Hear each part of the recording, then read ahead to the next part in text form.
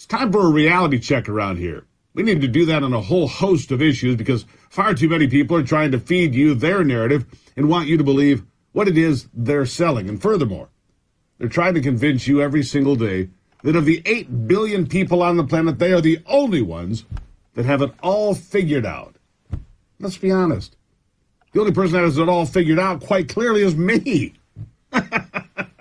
Okay, I'm not being serious, of course, but I am serious about digging through lots of comments and stories to try to pull out what is most likely true and expose those that are not being honest or have ulterior motives or are flat out getting paid.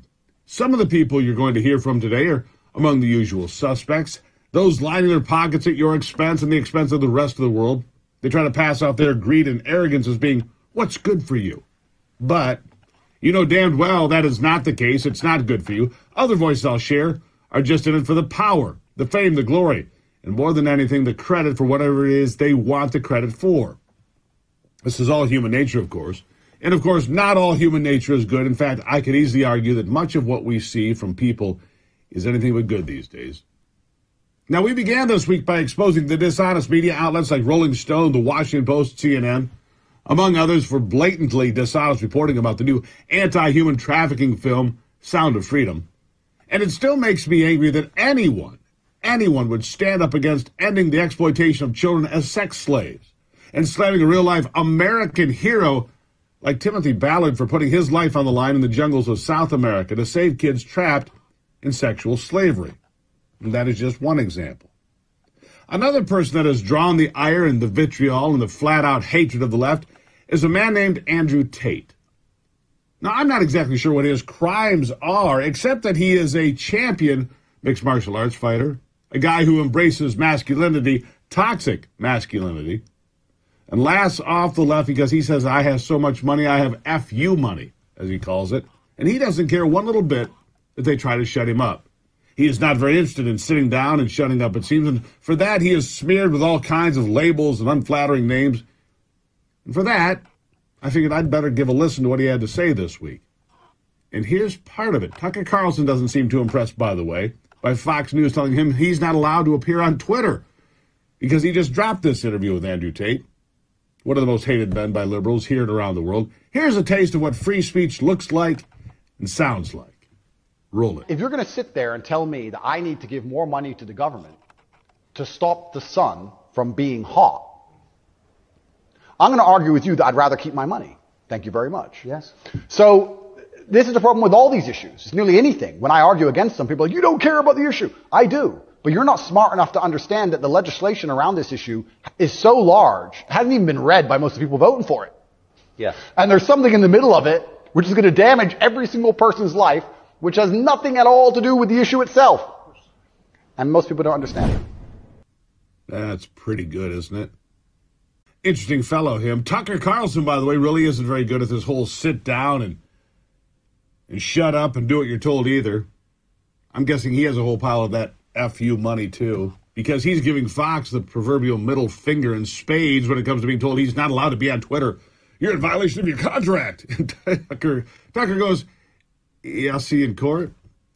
How about another reality check, this time from the other side of the looking glass, where reality is upside down and backwards, where logic doesn't have a home, and facts just don't matter. But power and money are the only things of importance. Yeah, John Kerry, desperate, and I mean desperate this week, to cram his idiotic, reckless, dangerous Green New Deal ideas down our throats. What does he care? It will never affect him. Listen. It comes from one thing. This is not complicated. It is the way we have chosen to propel our vehicles, heat our homes, light our factories and businesses. It's the provision of power, burning fossil fuel without capturing the emissions. We have two choices. You either capture the emissions or you don't create them in the first place. And that's the challenge that we face now. Oh, no. We have choice number 3. Ignore self-serving elites like you, Lurch. Don't care. And speaking of reality, it seems the reality in Washington should be easy enough to figure out. Just ask the right people the right questions. They can let you know what's going on and why. Well, here's a reality check for you when it comes to transparency in government, okay? Where is the cocaine investigation? Let's start there. investigation into the cocaine at the White House. The Secret Service indicated if they're closer to... Yeah, I don't have any updates. As you know, as you just mentioned, Secret Service is under their purview. They're certainly investigating the situation. I just don't have anything updated. I would refer you to the Secret Service on that particular question. That's weird. Well, let's try again. What about F-16s? Headed to the war in Ukraine. How about that one? What's the status of the F-16s going to Ukraine and the training for the Ukrainian pilots? I don't have anything more than what we've shared on that in the past. I'm just not going to share anything, any more details on that. Just don't have anything new on that. Well, that's weird, too. Well, what about charging a man that worked at China's CEFC energy company for not registering as an agent? But Hunter and Jim Biden worked there, got paid from that company. They didn't register.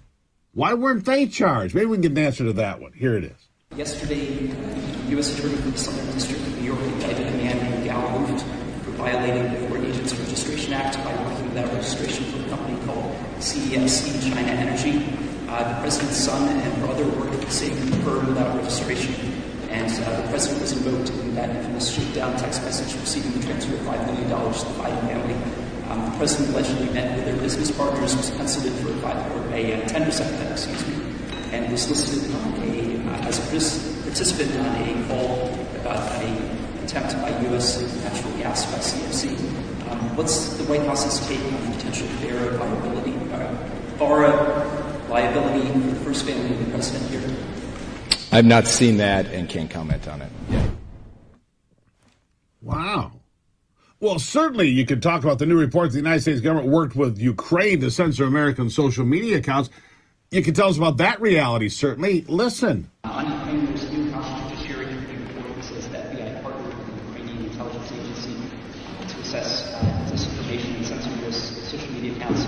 Apparently, some accounts of journalists, even one of the State Department, were wrapped up in this initiative. What are you able to tell us about the initiative, and especially the White House and NBC involved? I have not seen that report. All I will tell you is that the United States and the Biden administration strongly support press freedom, media freedom, and would support no steps that would be taken to undermine that.